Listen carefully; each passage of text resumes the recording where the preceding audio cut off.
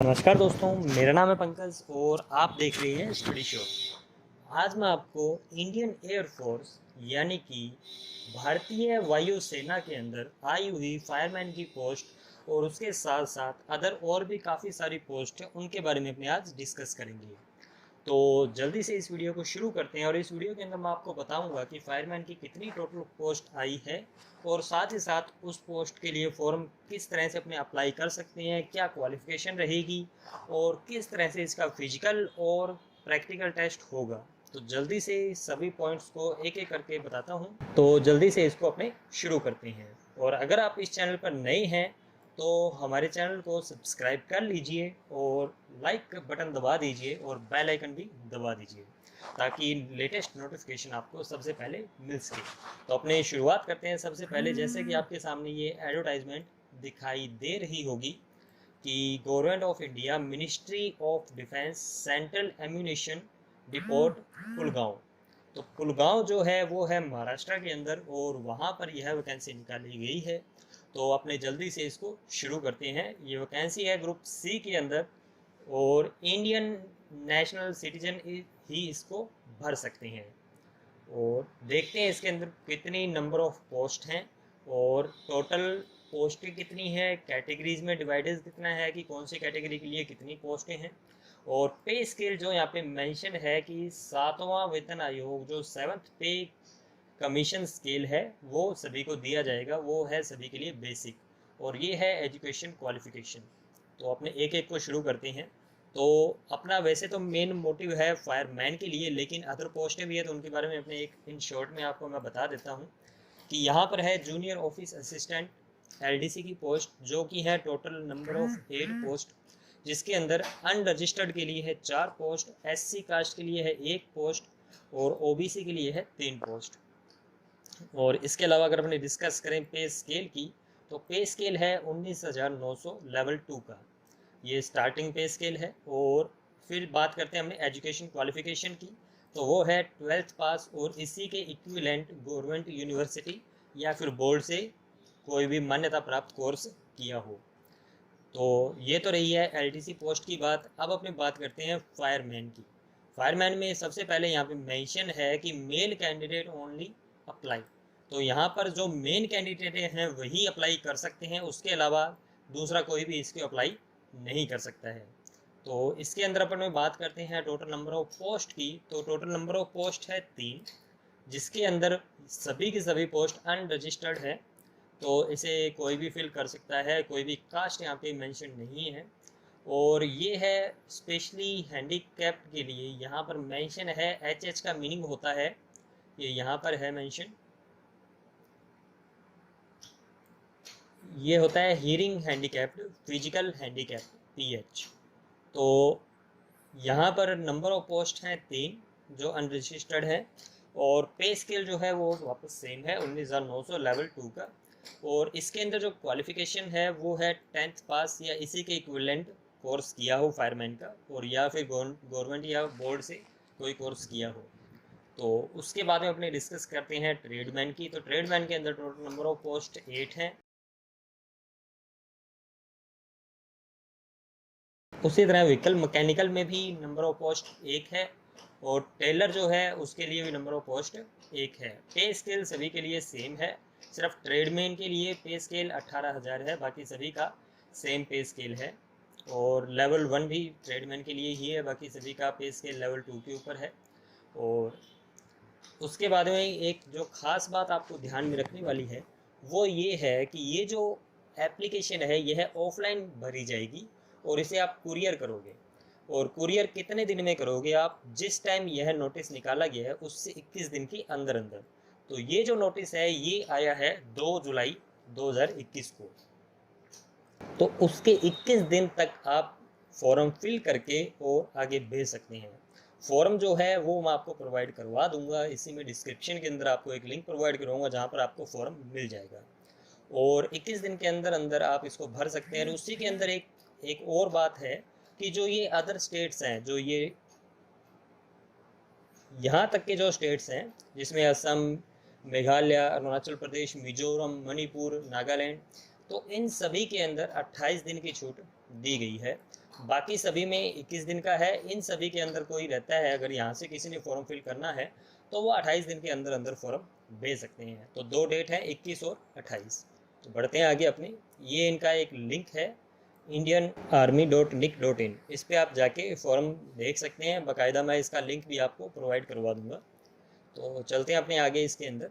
ये रहा, जैसे मैंने अभी आपको बताया कि 28 दिन in case of candidate belong Assam, Meghalaya, Arunachal Pradesh, तो इन सभी के लिए 28 दिन का टाइम पीरियड है, बाकी सभी के लिए 21। तो ये डेट आपको मेंशन याद रखनी ज़रूरी है। और ये जो नोटिस आया है, ये मैंने अभी आपको बताया कि ये 2 जुलाई 2021 को आया है। इसमें नंबर ऑफ पोस्ट मैंने अभी आपको बता दी है जो है।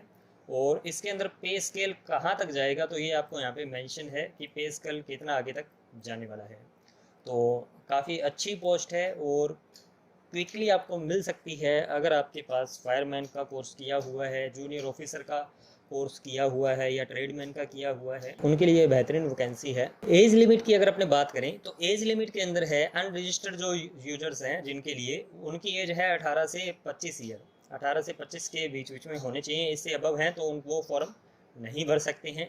ओबीसी के लिए 3 साल का कंसेशन या कैसे रिलैक्सेशन दिया गया है। SC ST के लिए 5 साल का रिलैक्सेशन दिया गया है। तो 5 साल का मीनिंग ये है कि 25 + 5 30, तो 18 से 30 तक अगर कोई है तो वो फॉर्म भर सकता है। और अगर कोई फिजिकल हैंडीकैप्ड है तो उनके लिए भी अनरजिस्टर्ड के अंदर 10 साल का रिलैक्सेशन दिया गया है। एजुकेशन क्वालिफिकेशन की इसके अंदर बात करें अपने, तो जैसे कि मैंने आपको बताया कि जूनियर ऑफिसर के लिए 12th पास होना ज़रूरी है। उसी के साथ साथ उसको इंग्लिश टाइपिंग के अंदर 35 वर्ड पर मिनट के अंदर टाइप करने आनी चाहिए कंप्यूटर के अंदर, और हिंदी के वर्ड 30 वर्ड पर मिनट कंप्यूटर के अंदर टाइप करने आने चाहिए। तो इसी के साथ साथ अपने आगे बढ़ते हैं फायरमैन के लिए ही। तो इसी तरह ट्रेलर मैन के लिए भी है, व्हीकल मैकेनिकल के लिए भी है कि क्या क्वालिफिकेशन रहेगी। उसी के साथ साथ फायरमैन के लिए जो क्वालिफिकेशन है वो मैंने आपको बताया कि ये 10th पास होना चाहिए और कोई भी रिकॉग्नाइज यूनिवर्सिटी या बोर्ड से फायरमैन का कोर्स किया होना चाहिए। फिजिकल मेजरमेंट की अगर अपन बात करते हैं तो वहाँ पर हाइट जो है वो होनी चाहिए 35 सेंटीमीटर विदाउट शूज, बिना जूतों के 165 सेंटीमीटर होनी चाहिए। और इसी के अंदर जो ST कास्ट के जो कैंडिडेट्स हैं उनके लिए 2.5 सेंटीमीटर का कंसेशन है। और उसके आगे अगर हम बात करते हैं अपने चेस्ट की, तो चेस्ट होनी चाहिए 81.5 सेंटीमीटर। और चेस्ट जब एक्सपेंड करते हैं तब होनी चाहिए 85 सेंटीमीटर। तो कहने की बात यह है कि चेस्ट आपकी मिनिमम 81.5 सेंटीमीटर होनी चाहिए और एक्सपेंड आपकी 4.5 सेंटीमीटर यानी कि 4.5 सेंटीमीटर एक्सपेंड होनी चाहिए। और वेट मिनिमम होना चाहिए 50 kg। और इसके बाद में अपने फिजिकल टेस्ट की बात करें एंडोरेंस की, तो उसके अंदर है कि आपकी एक रनिंग होगी 1.6 किलोमीटर की, उसको आपको लगभग 6 मिनट के अंदर कवर करना होगा। और एक बंदे को उठाना है जिसे अपने फायरमैन लिफ्ट बोलते हैं, जिसका मिनिमम वेट 63.5 kg के आसपास होगा और उसे 183 मीटर की दूरी पर 96 सेकंड के अंदर लेके जाना होगा। उसके बाद में होगी एक लॉन्ग जंप जो कि 2.5 मीटर तक की करनी होगी मिनिमम, जिसके अंदर दोनों पैर आपस में जुड़े होंगे और फिर अपने को लॉन्ग जंप करनी होगी। तो इसके बाद में जो है वो है क्लाइंबिंग। एक रस्सा लटका होगा वर्टिकल और उसके ऊपर 3 मीटर तक चढ़ना होगा, जो कि नॉर्मल ये सभी जो भी फायरमैन की पोस्टिंग आती है कोई मर्जी सेक्टर के अंदर, तो उनके अंदर यही सेम फॉर्मेट होता है। रनिंग भी होती है, फायरमैन लिफ्ट होती है, उसके अलावा अपने को रस्से के ऊपर चढ़ना भी पड़ता है और लॉन्ग जंप होती है। इसी के साथ साथ कोई कोई स्विमिंग भी करवाते हैं। तो इसके अंदर स्विमिंग नहीं है, सिर्फ लॉन्ग जंप है और क्लाइंबिंग है। इसके अलावा फायरमैन लिफ्ट है और रनिंग है। ये 4 चीज़ें इसके अंदर होगी। फिर अपने बात करते हैं ट्रेडमैन की, तो इसके अंदर भी ये क्वालिफिकेशन है, कोई रनिंग रहेगी और वेट उठाकर 200 मीटर तक जाना पड़ेगा 100 सेकंड के अंदर अंदर। तो ये रही इसका फिजिकल मेजरमेंट की बात। देखिए फिजिकल मेजरमेंट का मीनिंग ये है कि सबसे पहले आपका फिजिकल ही होगा, उसके बाद में अगर आप फिजिकल क्लियर करते हो तब आप रिटर्न एग्ज़ाम दे पाओगे, जो कि यहाँ पे मेंशन भी है कि पहले फिजिकल क्लियर होगा और जिनका फिजिकल क्लियर होगा उनको अलग से लेटर दिया जाएगा कि उनको बुलाया जाएगा कि आपका अब रिटर्न एग्ज़ाम होगा। और रिटर्न एग्ज़ाम के अंदर अगर हम बात करें कि रिटर्न एग्ज़ाम में क्या क्या आएगा, तो यहाँ पर लिखा है कि फायरमैन के लिए जो रिटन एग्जाम का सिलेबस है वो इस प्रकार है कि जनरल इंटेलिजेंस और रीजनिंग के 25 क्वेश्चन आएंगे जो कि 25 नंबर के ही होंगे, और फिर न्यूमेरिकल एप्टीट्यूड जिसके 25 क्वेश्चन आएंगे वो भी 25 नंबर के ही होंगे। फिर आएगा जनरल इंग्लिश जिसके 50 क्वेश्चन होंगे और 50 नंबर के होंगे, और फिर है जनरल अवेयरनेस। तो 4 सब्जेक्ट हैं, 25-25 और 50-50। तो इस तरह से इनके क्वेश्चन भी हैं, नंबर भी हैं। तो पर क्वेश्चन 1 नंबर का है, तो टोटल नंबर ऑफ क्वेश्चन जो आपके हैं वो हैं 150, और टोटल मार्क्स हैं वो भी हैं 150। तो 2 घंटे का टाइम मिलेगा आपको, और ऑब्जेक्टिव क्वेश्चंस होंगे। और अगर कोई विजुअल हैंडीकैप्ड है जिसको दिखाई कम देता है थोड़ा, तो उसके लिए 20 मिनट का कंसेशन भी है। और जो ये एग्ज़ाम पैटर्न जो होगा वो मैट्रिक बेस पे होगा 10th स्टैंडर्ड के अकॉर्डिंग, और यह पेपर हिंदी और इंग्लिश दोनों में आएगा। तो उम्मीद करता हूँ आपको काफ़ी कुछ इसके अंदर समझ आया होगा। फिर भी आपके कोई डाउट रहते हैं तो मुझे कमेंट सेक्शन में आप पूछ सकते हैं। फॉर्मेट जो है फॉर्म का वो इसी पीडीएफ के साथ अटैच्ड है, जो कि मैं आपको लिंक प्रोवाइड करवा दूंगा, वहाँ से आप इसको देख सकते हैं। और इसको आपको कुरियर करवाना होगा इस एड्रेस पर, और ये इसका फॉर्मेट है जिसको आपको केयरफुली भरना होगा।